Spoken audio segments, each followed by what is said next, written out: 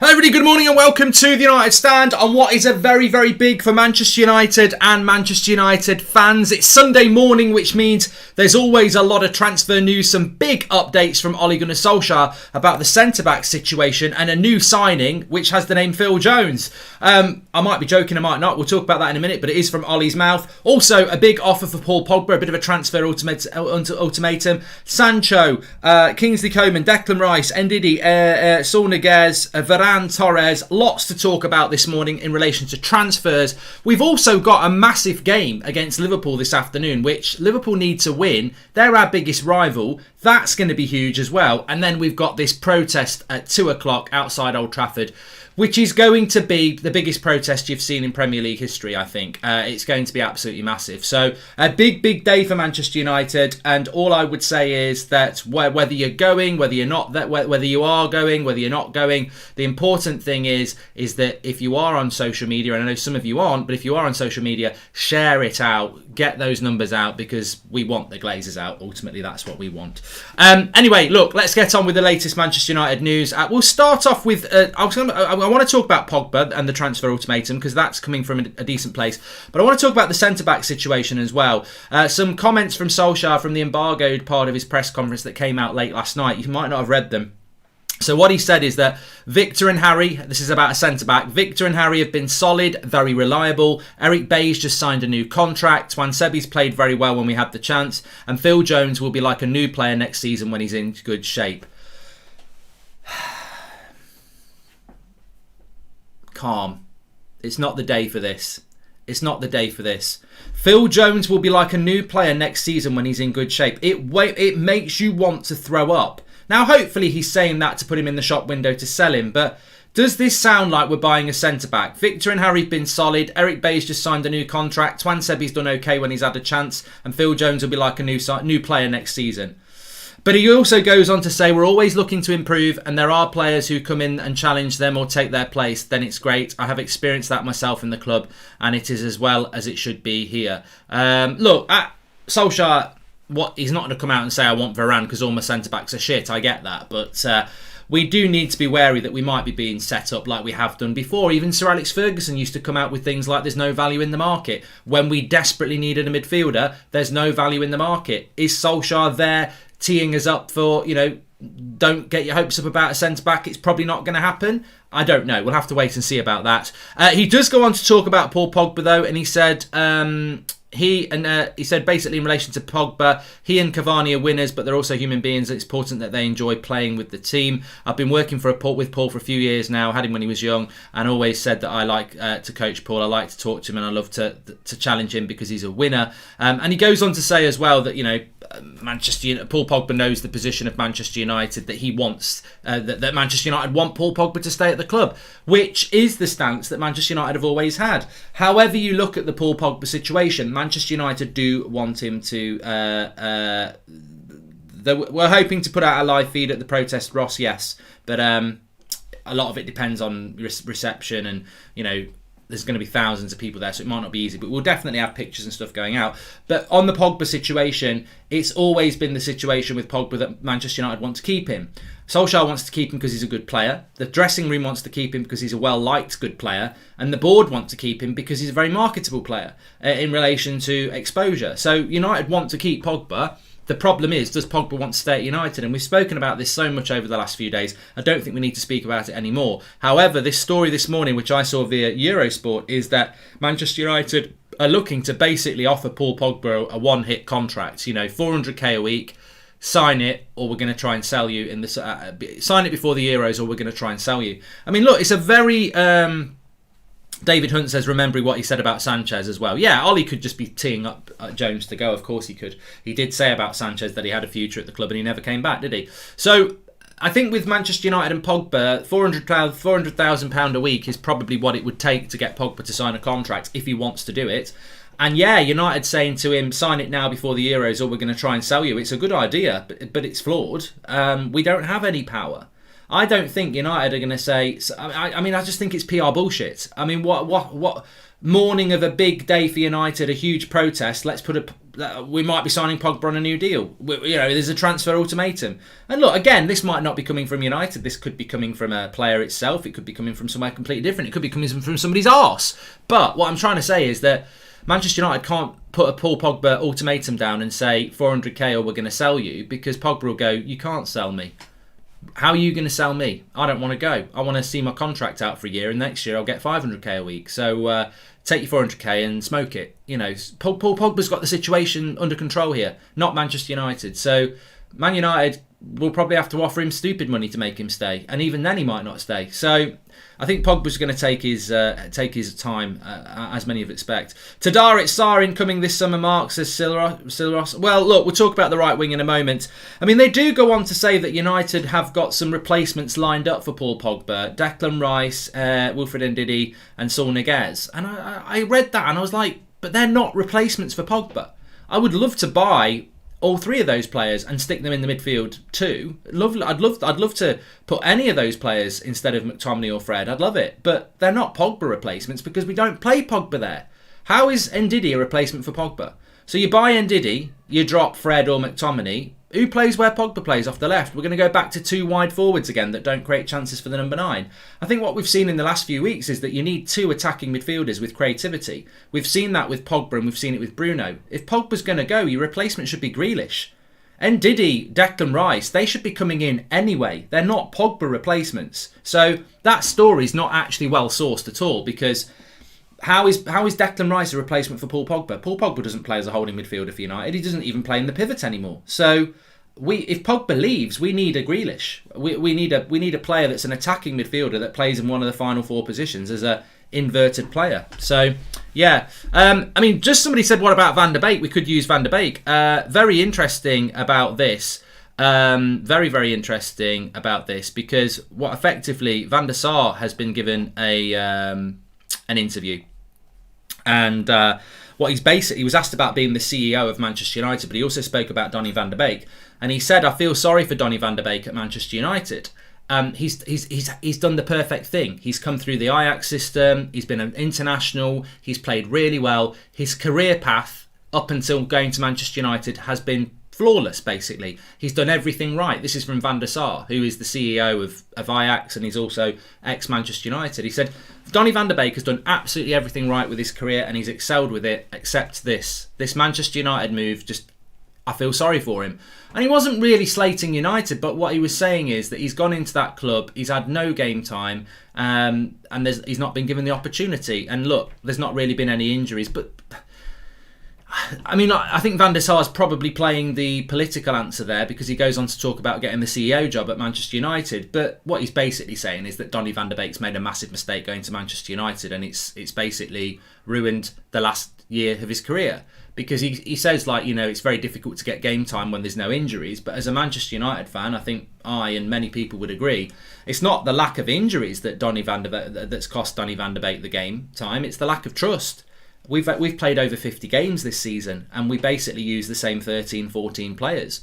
If you think about where Donny van der Beek could play, Bruno, where Pogba's playing at the moment, where Greenwood's playing as an inverted right or left player, he could play where Pogba or Greenwood's playing, or in one of the McTominay positions, McTominay or Fred. So there's 5 positions that Van der Beek could play there, and he's still played less minutes than Van Dijk, who got injured in the first few weeks of the season. And so it's not injuries. There's loads of places Van der Beek could have played. He's just not been trusted to play. And Solskjaer will sit there and say, well, at the end of the day, we're in a Europa League final and we're second in the league. Who's right and who's wrong, and he raises a good point. But it doesn't mean that Van der Sar's not right to say he feels sorry for Donny, and it doesn't mean that we're not right to say we don't feel sorry for Donny. But Ole Gunnar Solskjaer can say, look at what we're doing. I'm right. I am right. But I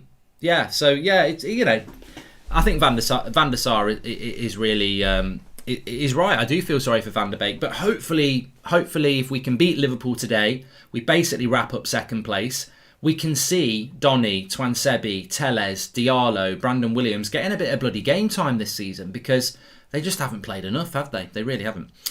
He also spoke about being the new CEO of Manchester United, or being linked to be the new CEO of Manchester United, or sporting director, or whatever they want to call it. But CEO is the job that's up for grabs, obviously, with Woodward going. And Van der Sar basically said, look, I suit Ajax because I'm the CEO and I make the decisions, etc. At Manchester United, there's several other people basically telling you what to do, and I don't think that suits me. So I think Van der Sar is fully aware of how crap Manchester United is run, and that being CEO of Manchester United with people telling you basically what to do is not so really suitable for him, is it? So I don't think that will happen with Van der Sar, and I certainly don't think Manchester United are going to want a man that's just said, it's basically. It's complimentary to be linked with that job, but I wouldn't want a job where I've got people telling me what to do. Well, the Glazers are going to look at that straight away and go, yeah, we don't want someone like that who's going to stand up to us. Manchester United's next CEO will probably be Richard Arnold, who's already at the club, who's big mates with Ed Woodward and big mates with the Glazers, and is basically just Ed Woodward. Which is why I've never really celebrated Ed Woodward leaving Manchester United, because we're going to replace him with a clone. Nothing's going to change. And you never know. We might be better off keeping Ed Woodward than getting the next one in, because what if the next one's an even more Glazer puppet? So we're not going to get the change that we want at that football club while the Glazers are in charge. But whether Ed Woodward leaving was never really anything to get excited about when you think about it, because he's just a puppet to the Glazers and they'll just get another one in. Anyway, let's go back to the transfers. We've spoken about Solskjaer and the centre-back situation. Manchester Evening News are still saying that Manchester United have an interest in Varane and Torres. I bloody hope that we do. I mean, people say, look, there's a lot of things to be negative about Man United at the moment. Obviously, the biggest thing being the ownership. And there's a lot of concern about next season. I think that the general common sense approach to next season, and I don't know what you think, but I'm basically going to answer two of the big questions here, so get in the chat about it as well. Is it not difficult to understand Ollie's situation behaviour? If he happens to get the sack, which Premier League club would with him? That's why he's so scared to lose than thinking how to win, says Mini19 there. Thanks for the super chat. So what I was going to say is, what would be the ideal two signings that you would make this summer? I'm going to answer that if you can do that as well, because I don't think we'll make three big signings, but we might make two signings, hopefully. And what's the common sense approach for next season? And I think both things sort of go together. If I could have two realistic signings this summer, to me it would be Varane and Declan Rice. And you'd get them both for under 100 million quid. So if we bought Varane and Declan Rice into that team that we've got at the moment, that would solve the issues we've got at centre-back that I think we've got. And it would also solve the problems in centre defensive midfield, which I think we've got as well. Thanks for the super chat, Matt Rowlands. Now, if we brought those two players in, I think we'd see a much better Manchester United side next season. Obviously, a lot depends on whether Pogba's going to stay, but I think he will be here next year, because I think he'll run his contract down. So I think that Pogba will be here next year. So I think with Varane and Declan Rice, you'd see a much better United side. But that leads into the next question. What do I think next season holds for Manchester United right now? I think this season is where you need to live. Second, Liverpool today, Europa League final is going to be coming up soon. Exciting. But I think already you wander towards next season, because second place isn't first place and the Europa League is not the Champions League. And that's where we need to be as a club. That's the expectations that we should all uphold. Next season, Man City will not be going anywhere. Have you seen their bench? And they will buy. Man City are not going anywhere. They've still got the best manager in the world, arguably, and they've still got the best squad in the world. So they're not going anywhere. We're miles behind them. We don't have that sort of a squad for a start, and we don't have that sort of a manager or coaching. So they're going to be ahead of us unless something amazing happens.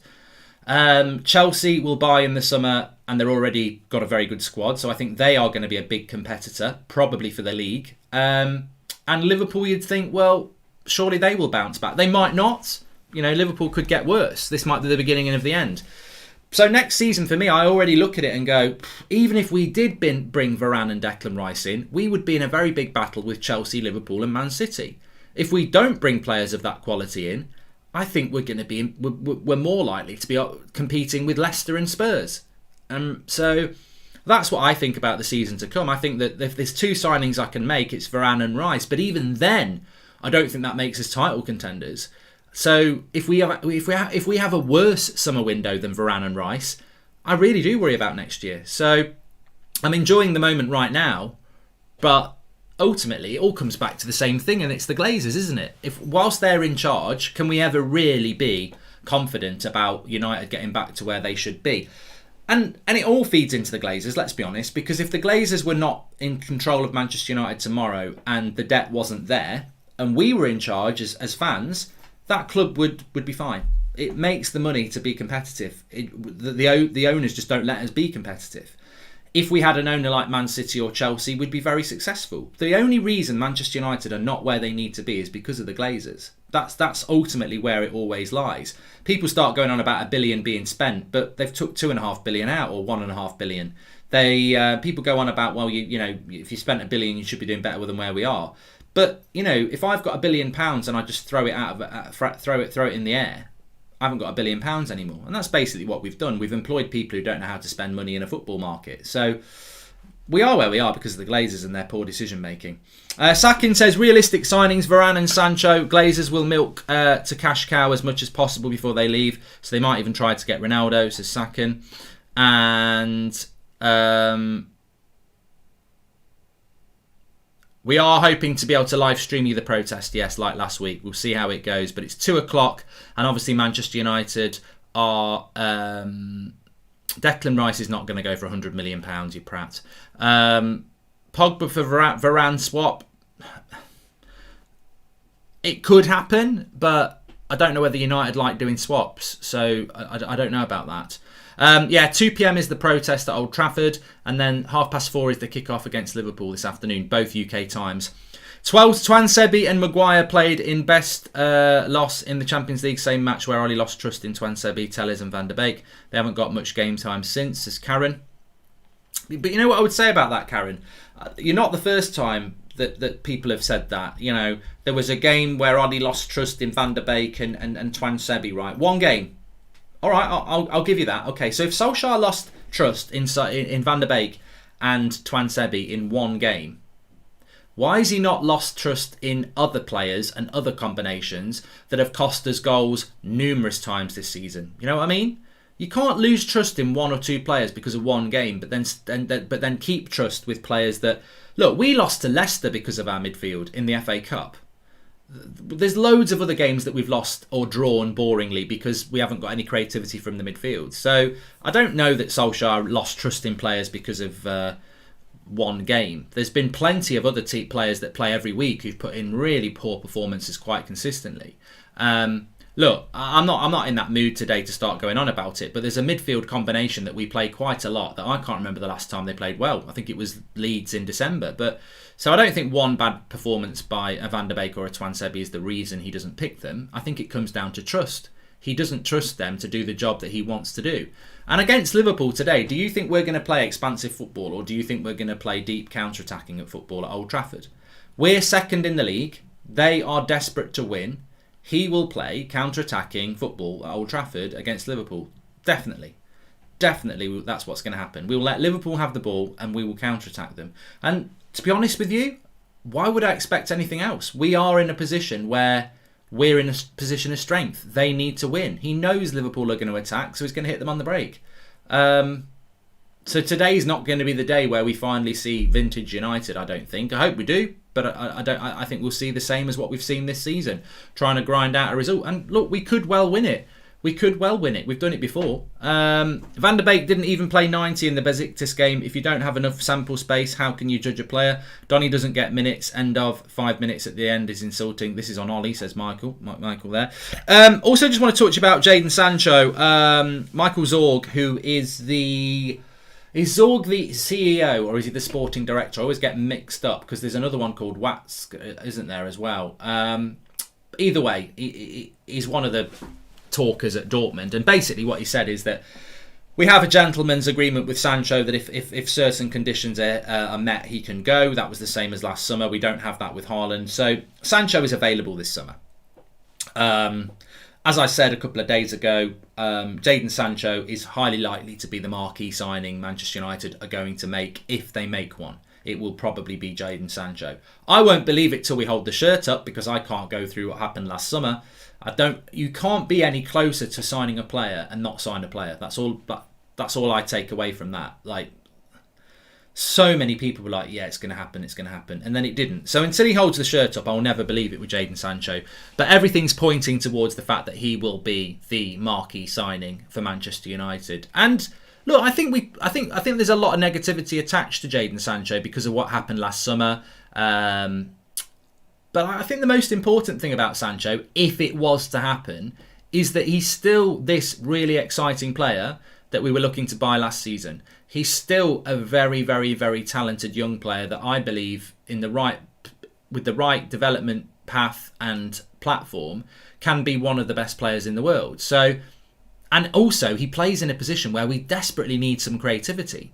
Whatever you think about Rashford or Pogba or Greenwood, they're not really wide creative players. And that's what Jadon Sancho is all about. So he would be a very, very good signing. I just can't get overly excited until he's holding the shirt. But there is talk of that. Many points to address. The short-termism of the Glazers will ultimately bite them and Ollie in the arse long term. Right now, Pogba's contract demands our best chance of squad improvement. Van der Sar we need, says DK.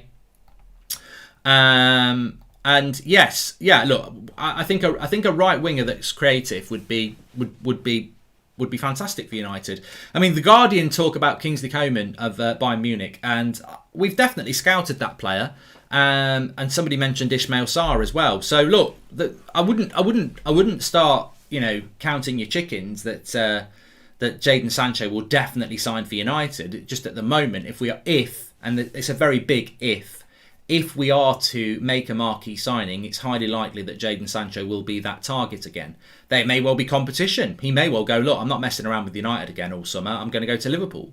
So we might not get him, but if we're going to make a marquee signing, it looks likely that it would be Jadon Sancho. Could you imagine losing Bruno for free one day? That's the reality we live in with this board, says Dan. Well, yeah, exactly. And people who say it will never happen, it's happening with Pogba again. Mark, we're up for sale. Who will be our marquee signing, says Zayn Miasi. And well, all I would say is well done to Arsenal. I mean, I do feel a bit jealous, but if you manage to get new owners at your club, well done. The interesting thing with Arsenal is that yet again, there's some fantastic Arsenal fans out there, but I also think that some of you are ridiculously naive. I want new owners at Manchester United, but I don't want another rich owner. I don't want that. But Arsenal fans just seem obsessed with that. I mean, I was trying to get the petition signed. There was no take-up from anyone from Arsenal. They did a few retweets, but they didn't want to push it on their websites and things like that. And I was like, why are Arsenal fans not interested in this petition, really? And I think it's because what they want Kroenke out and they want like a Roman Abramovich in. And they think that the new owner is going to come in and go, oh, I've got money to burn. Let's just spend. It's a project. What if your new owner comes in and is like, yeah, I want to spend, but I also want to make money? And that's the problem. I don't want the Glazers to sell and then another rich owner take over us, because you're almost looking for the perfect scenario. And does that perfect scenario actually exist, where a billionaire takes over you and says, you know what, I'm a billionaire, I don't really care about money, let's just spend it all on being good at football? Well, you might get that, but a lot of people are like, well, I want to buy this club, but I want it to be, I want to make money from it as well. And that's where the problem starts, which is why I think the sort of fan ownership, membership thing, structure is something I want to explore more. But look, well done Arsenal if you get rid of Kroenke. I just hope it's not another owner that comes in and goes, yeah, I'm going to spend some money, but ultimately long term they're about making money. Mark, if we buy Sancho, who do you think Ollie will bench and sell? Says Jay Ling's fan. Well, remember Pogba could go and Sancho would be his replacement. So it would be Sancho, Bruno, Rashford, Cavani. Yeah. Glazers stay, no hope until they're gone. Then we might see light at the end of the tunnel, says Mini19.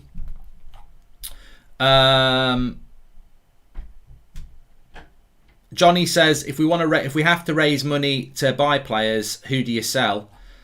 Look, one of the goalkeepers is going to go. Henderson, you'd get 40 million for like that easily. His wages are about right, 140 grand a week. That's about right for him. You could sell Dean Henderson like that. I think the club will probably try and sell De Gea. Again, you'd hope to get 40 million from that, but obviously the wages could be an issue. Henderson's the easier player to sell, but that's probably because he's he's got the longer future, and he's got the lower wages. So you'd hope to get 40 million from your goalkeeper.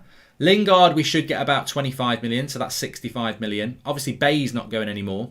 Delo, Pereira, I mean, God, I wouldn't even count on them going. So 65 million from a goalkeeper in Lingard.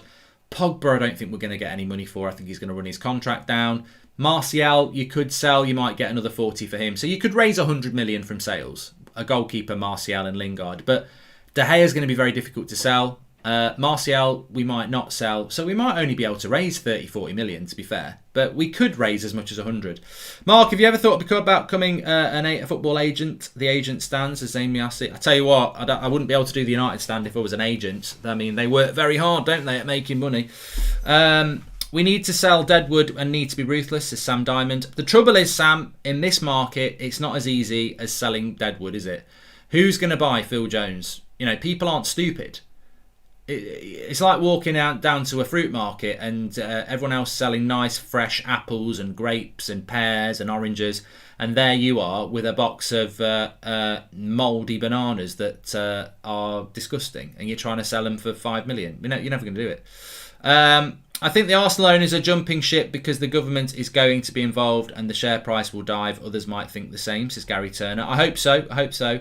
Jones is working the canteen now. He's hiding, says Sil Ross 1. Well, remember, Phil Jones has been this. I mean, look, whatever Ollie's talking about, Phil Jones, he's talking out of his arse. I'm sorry, I love Ollie, but he's talking out of his arse. Phil Jones is going to be like a new player next season. I mean, he's been injured for a year, Ollie. He's in his late 20s. He's been injured for a year. And the year before that, he was injured a lot. He's not going to be like a new player. He's going to be like a footballer that's got more bandages on him than elastoplast. Like, he is just going to be one big bandage. He is what he is. There's no future with Phil Jones. And also, let's be honest, even if he could stay fit, he's not that good. So there's no future in that. But he will be here next year. I'm pretty sure about that. What happened to Grand Theft Auto yesterday, James? It was never happening yesterday, so I don't know what you're talking about. I said I might do it tonight. I was never doing it last night. You need to listen, James. Just like when Ollie said Alexi would come back from loan and make a big difference for us, says PMV Patrick. Thank you, PMV Patrick. And Neil Fish, I can see. You are members. Thank you very much. And I don't like bananas that have gone off. No, I don't like bananas that are not. There's only a 2-day sort of period that I like bananas. I don't like them too fresh, and I don't like them when they start to go a little bit soft. There's a 2-day period where I love bananas, and that's it. Are you going to Chachan? Will Flex be live from the process of them? Please ask him to carry a good mic and cover some good scenes. Thank you. I tell you what, why don't you go yourself, mate, instead of telling us what to do? It's very difficult when you're in a crowd of 10,000 people to live stream. So if you want perfect audio and everything like that, get yourself down there. Okay, it's not easy. Flex does a good job, and it's certainly not easy to get pristine mic and everything like that amongst a crowd of people, of thousands of people. Welcome to the Members Club, Dan Stapley, and today we can beat and win over Liverpool. I'm really excited about today. I think the protest is absolutely huge. I think the effort that's gone into it from you and everybody else and all other organisations, as I said, you'll see a lot of things going on today. We as a community have contributed a few £100s towards things in relation to banners and stuff. There's a lot of great work been done by people like the Red Army, Manchester United Supporters Trust, loads of other fans from all over the country. Fantastic thing going on. There's a lot of people involved that can't publicly say they're involved as well, that are giving information and advice. So there's a lot going into today, and it will. I mean, look, the only thing. What can you do? There's a social media boycott, which I think a lot of people agree with. There's and there's a protest which is going on with that. That could be a good thing for the protest. It could be a bad thing. Will it get the coverage that it normally would get? I think it might do, and I think that's one of the reasons that the United Stand didn't adhere to the social media boycott, for many other reasons, but mainly because of this protest. It needs to get out there, and people say, "Well, you should have done the boycott." Well, you can't please everybody, can you? There's a massive protest today, and it's very important that protest is seen by as many people as possible. So it's a big, big day in relation to that, and it will be a huge. I don't think people realise what they're going to see and what it's going to be like. It's not go down there and sing a few songs about Eddie Cavani. This is an anti-Glazer protest, and it will have an edge to it. It won't be violent or anything like that, but it will have a mood of frustration and anger. That's what a protest should be about. And then after that, we've got the Manchester United versus Liverpool game, which is one of the biggest games of the season, and we've got an opportunity to basically wrap up second place and kick Liverpool into the Europa League. I mean, who would have thought that at the start of the season? I actually thought Liverpool were going to win the league again. We've got an opportunity to basically confirm that they are in the Europa League. And also, let's not forget, if we lose today, we hand City the title. City are going to win the title anyway, but you don't want to lose to Liverpool to give City the title. You know, I don't want to see that happening. 4-2-2 Henderson, where Wan, Mangi, Twansebi, Shaw, Sancho, Rashford as wingers, Bruno, Pogba midfield, says Inma. Don't know what he's talking about. Which youngsters in our academy would you like to see have a chance in the first team, says Raz. I don't know, Raz. I really don't know, because I think with young players, I could give you a list of players like Hannibal. I think in a couple of years, you've got people like Hugel and McNeil, who are very exciting. Specifically, Charlie McNeil, I think, been speaking about him for a long, long time this season. I think he's going to be an absolute superstar. But having said that, he might not be, because there's 1,000,001 things that can happen. You can be a superstar in the youth side and never make it. You can be an average player or perceived to be, well, that's not even right. You can be a player in the youth team that people don't really talk about, and then you could be a superstar for the first team. You know, Rashford was never really expected to have the career that he's having at United. So McTominay's another one. So, look, there's a lot of exciting players in the youth setup, but until they hit the first team, you know, it really is like when you used to be at school. You're playing in your school year, you're the best player there, and then one day, the lads a couple of years older than you say, we're one short, come and play with us, and you just can't do it. You go and play and you shit. So, that step up to youth football, exciting, but until they hit the first team, that's when you really judge them. And some people adapt to it better than others.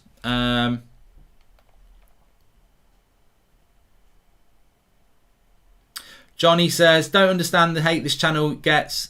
Toxic keyboard warriors, big up Mark and the United Stand. Look, Johnny, all we can do is what we do as a career, as a community.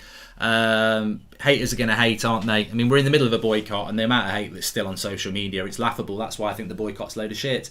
That's why I haven't adhered to it, because I just think, as somebody that's been abused relentlessly for 5 years, and this is about abuse. I know there's really, really horrible racism, homophobia and everything going on, and that's all part of it, a very big part of it. But this is online abuse. This is what the boycott's all about. It's about online abuse, and all weekend there's been online abuse. So, you know, Manchester United, Sky Sports, we're boycotting for 3 days.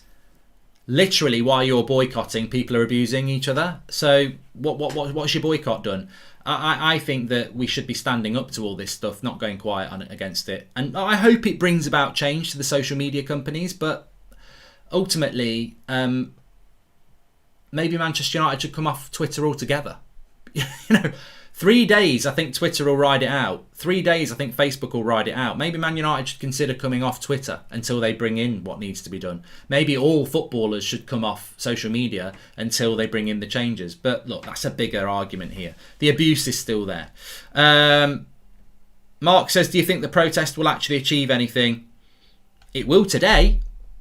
It'll probably resonate tomorrow. But next week, will we be talking about Sancho to United and everything's forgotten? I hope not. I think more needs to be done. The Daily Mail was talking today about Adidas not being happy with Manchester United because there's been a drop-off in sales and they weren't made aware about the Super League, so they're not happy with United.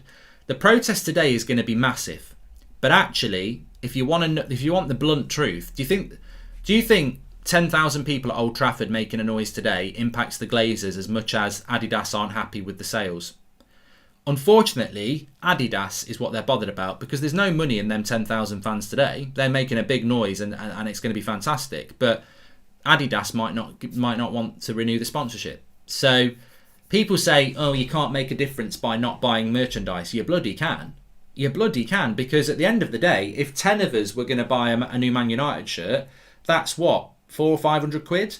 If 100 do it, that's 5 grand. If 1,000 do it, you know, you're starting to hit revenue streams here. So United, the Glazers can be hit in the pocket, and I hope that there are plans for things to be done around that, because that is the next step for me, I think, personally. And somebody said that to me the other day. The Glazers are about money. You know, Man United fans can't stand the Glazers because they're greedy and they put the club into debt and they take money out of the club. Well, there's the biggest hint you ever need. How do you make the Glazers sell your club? You hit them in the pocket.